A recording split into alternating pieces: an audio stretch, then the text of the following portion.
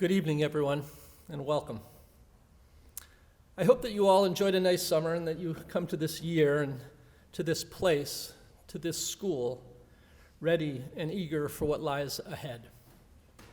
I know I'm excited, as I always am, for what can be and what I hope will be and what I believe will be a fantastic year for us all.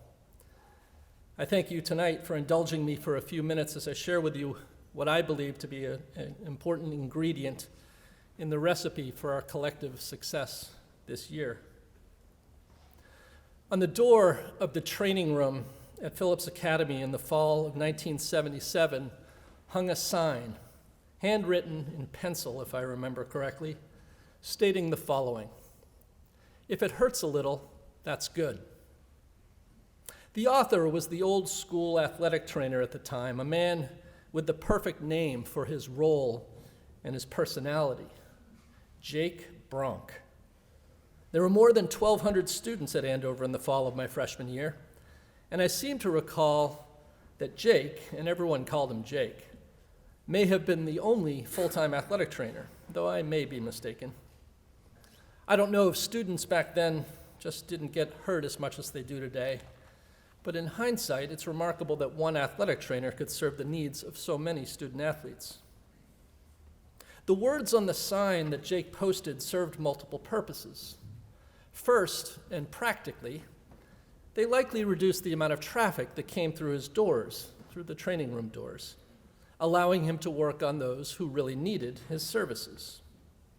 Second, and perhaps a little more philosophically, the sign challenged students to consider their level of discomfort, to assess whether or not they really, truly needed Jake's skilled attention. More broadly, he was reminding us, I believe, that in life, sometimes things hurt, whether it's a twisted ankle, a broken heart, or an anxious mind.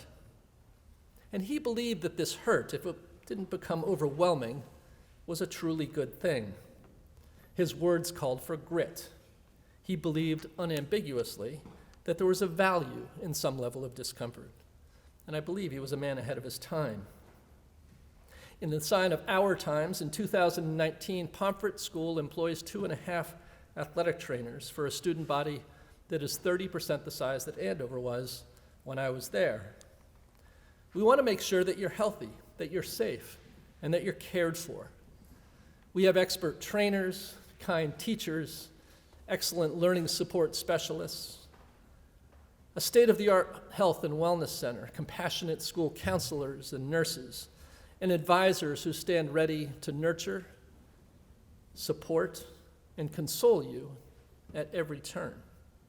Our safety net is there if you need it because we want you to find success and we want you to find happiness, but only to a point. Our mission statement calls for us to prepare you for college and the world beyond college.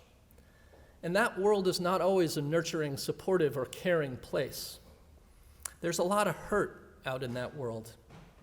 Gun violence, income inequality, prejudice and discrimination, bigotry, food shortages, global warming, fierce competition for jobs, and corruption are just some of the realities that lie beyond the comfort of this hilltop, realities that leave literally hundreds of millions of people every day hurting, needing deep stores of resilience, in some cases just to survive. In time, every one of you students will go out into a world that won't provide the support that Pomfret offers. And so one of our responsibilities is to make sure that you are ready to face that world. We need to help you cultivate your resilience and your grit.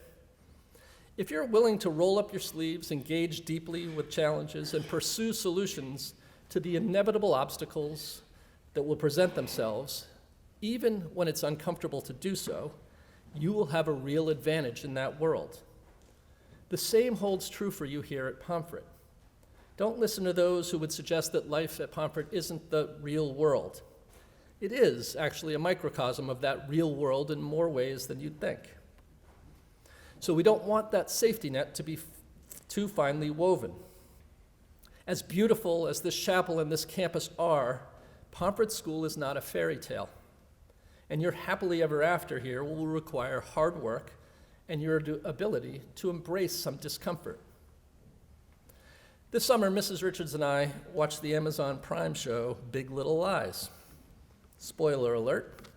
In the 3rd episode of season 2, one of the many flawed characters has a moment of insight.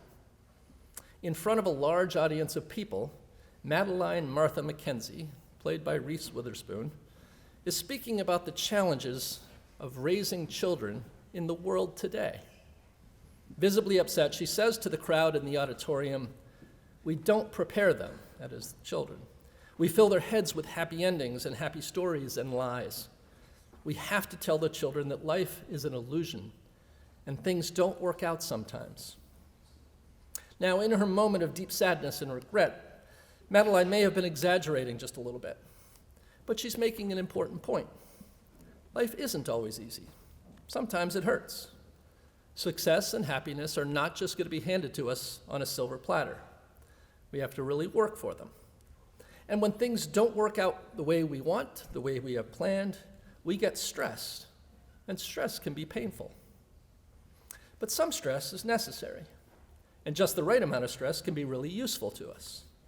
Stress actually helps us perform better academically and physically. We benefit from elevated levels of adrenaline, a hormone that can enhance memory, academic performance, eyesight, and strength. And according to psychologists and physicians, we produce this hormone when we are working at the outer edges of our own abilities, when we feel uncomfortable with the reality, with really stretching ourselves, when it hurts a little. But you've come to Pomfret, students and faculty, to stretch, to push yourselves, to expand your own abilities, to show us, to show your families, and to show yourselves what amazing things you can do, especially when you get a little bit uncomfortable. Your teachers, your coaches, your advisors, and I expect that you'll hold yourselves to high standards this year, even when you have the opportunity to glide or to just pass by, to take it easy. The good news, the really good news, is that I know deep down, and I think our faculty knows deep down, that every student in this community has the potential and the capacity to thrive here. But it's not going to be easy. While we do want you to be happy in your time here, some experts believe that not every step of your journey should be filled with smiles, laughter, and joy. Lisa D'Amour is a practicing psychologist, and she believes that psychologists should provide a countermeasure or a counter-message to what she called the happiness industry. This industry, she says, tells people that they should feel calm and relaxed and happy most of the time. She's a firm believer in the importance of well-being, but she adds this qualifier. She says, don't set the bar at being happy nearly all of the time. That's a dangerous idea because it's unnecessary and unachievable. If you're under the impression that you should always be joyful, your day-to-day experience may ultimately turn out to be pretty miserable. That's a bit sobering, perhaps, but it's also laced with a kernel of truth. I recently read an article in the New York Times about playgrounds. The focus of the article was on how municipalities and schools in Great Britain were introducing new playgrounds that were intentionally more dangerous than the ones that we know here in the States. As Ellen Berry, the Times writer who penned the article, wrote, 4 years ago, teachers at the Richmond Avenue Primary and Nursery School looked critically around their campus and set about bringing in risk. Out went the plastic playhouses, and in came the dicey stuff. Stacks of 2x4s, crates, and loose bricks. The schoolyard got a mud pit, a tire swing, log stumps, and workbenches with hammers and saws. Unquote. This was for an elementary school. Log stumps, loose bricks, saws for 5-year-olds? Really? Yes, really. It kind of reminded me of my own childhood when I read this article, when I was given endless opportunities to play with tools, to build go-karts from junkyard scraps, to explore the world and to learn to deal with a bit of pain I have a scar from stitches I got when exploring the depths of the mud in a pond. I cut myself with hammers, cut myself with saws, smacked myself with hammers. I drove the go-kart that I made off the road into ditches and trees. I still bear the mental scars from having failed Algebra 2 the first time I took it, before nailing it the second time around. Those scars are, perhaps ironically, happy memories for me of the wonder of exploration, the joy of pure fun, and the value of life lessons learned. In the comment section of that article on playgrounds, a woman bemoaned the fact that the playground that she had loved for such a long time had been shut down because a child got a splinter on that playground and the child's parents threatened to sue over a splinter. That's disheartening at best, I'd say, and appalling at worst. Those parents are truly getting in their child's way. The brilliant author and psychologist Angela Duckworth, a noted expert on the topic of grit and resilience, once said, "At various points, in big ways and small, we get knocked down. If we stay down, grit loses. If we get up, grit prevails." It seems like those folks in Great Britain have been listening to Dr. Duckworth. It's a wise move, I'd say. Because if you never learn to handle the bumps and bruises or splinters that life will invariably send your way, you will struggle. Whether it's in the classroom, on the playing field, on the stage, in a relationship, or even in the corporate boardroom. Back in June, the faculty gathered for our end-of-the-year meetings. We spent some time exploring our values, hopes, dreams, and plans for Pomfret School. We did an exercise called Start, Stop, Continue, and we simply wrote down what we believed we should start doing, what we should continue doing, and what we should stop doing to improve the culture of Pomfret School.